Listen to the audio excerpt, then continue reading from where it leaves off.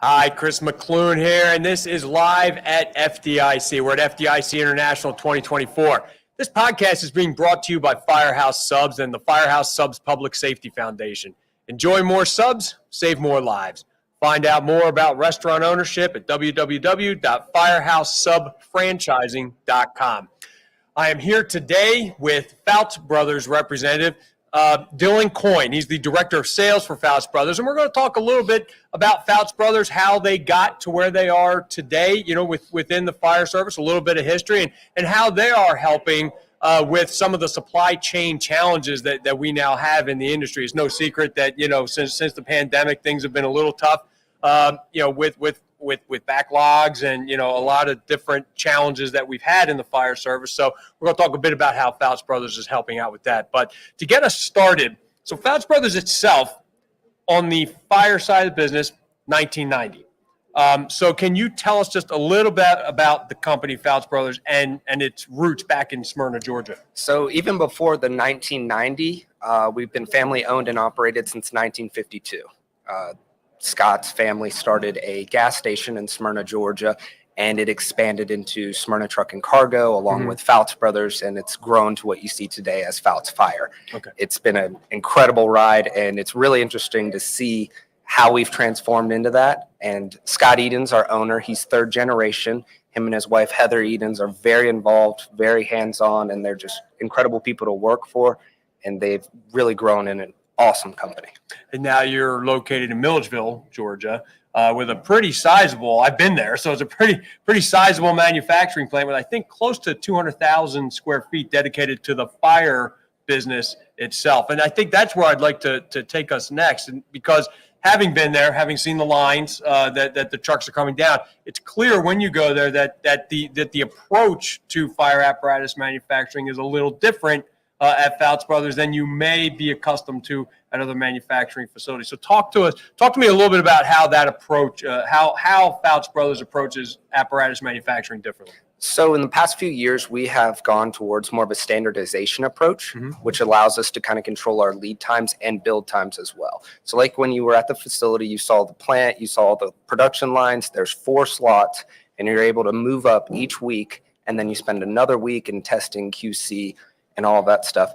And being able to do that allows us to shorten our lead times, stay in front of the customers, and be able to get that quick turnaround time that we've kind of been talking about.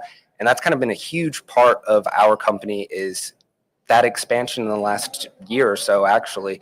And like you said, it's about 200,000 square feet. It's been really exciting to be able to see that, and that growth just recently has been huge for the company. Okay. Talk about some of the other recent successes or milestones that Fouts Brothers has achieved. So that's probably our biggest right now, other than us establishing our dealer network. We're about 12 strong. Okay. Very close-knit friends and family type of situation. It's been awesome, and they've been able to support us as our growth has been happening so rapidly. We talked a little bit of just a minute or so ago about supply chain challenges that's led to different shortages in the market. It's made fire apparatus manufacturing a little challenging. It's extended lead times. With those extended lead times have come greater backlogs. And sometimes you don't even know it's really coming. Suddenly you'll be in the middle of the build and something trips you up, and it's because of that supply chain and et cetera. And that really started around the pandemic. We're emerging from this, but there are still challenges out there. So how does Fouts Brothers handle these supply chain challenges in the industry? So I would say first and foremost, our focus with the supply chain issues is our relationship with our vendors. Instead of more of a customer client, it's definitely more of a relationship. So we're keeping up that line of communication open, and they're allowing us to talk about what they're seeing in the industry and different times when we need to pivot. So keeping that line of communication definitely allows us to shorten our lead times for whatever we're seeing in the industry, and keeping a pulse on any future shortages, and it allows us to keep our production flowing smoothly. Okay. Are there any success stories or testimonials from your customers you can share with us? So it's been interesting as far as the last few months, few years, even as far as the standardization of the product. It allows us to be able to get people a quality product in a short amount of time. So just recently we had a Georgia department wrecked a couple of trucks. They had an emergency meeting. We were able to get them into 2 pumpers in less than 90 days, which is unheard of in this industry. So being able to do that is definitely huge for us. And I got stories on stories about that, you know.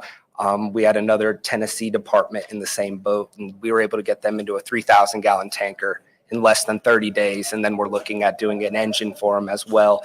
That'll be less than 60 days. So going back to the standardization of our product, being able to get people what they need when they need it. Not everybody can afford the current prices or wait as long as some of the lead times are of our competitors. So us being able to, like I said, I'm going to keep saying it, the standardization of the product, it's been really good for a lot of departments. Talk a little bit about what you've brought to the show. For those who are here at FDIC, what are we going to see when we walk out on the floor? So at the show, we brought our 3,000-gallon tanker, which is the Fouts Brothers bread and butter. We call it the workhorse. We have over 2,000 in the marketplace, and you can come by and see that. That's on a Kenworth chassis, 3,000 gallons of water. This one has a 1,500 GPM pump. Great truck, meets tons of departments' needs.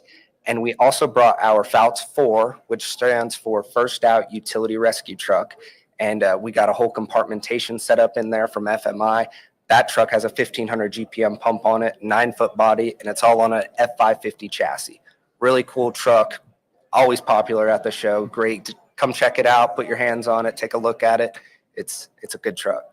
Well, Dylan, I want to thank you for sitting down with me today to talk about these few things. I mentioned I was at the plant, and we did do a video while we were there. So that video is available at fireapparatus.com.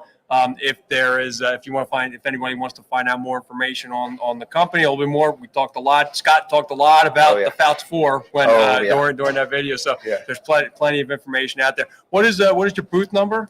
So 6385. Okay. All right, so 6385. If you're here at the show, make sure you get out there, take a look at the Fouts Brothers products. Again, this has been Chris McClune along with Dylan Coyne from Fouts Brothers. Again, our thanks to Firehouse Subs for sponsoring the podcast booth all week. I like to call this our Firehouse Subs studio. That's my name for it. So again, our thanks to Firehouse Subs for taking care of us all week during FDIC, and they took care of all the hands-on training classes as well and provided the lunches for that. So our thanks to Firehouse Subs. Again, Chris McClune at FDIC International 2024. Have a good one and stay safe.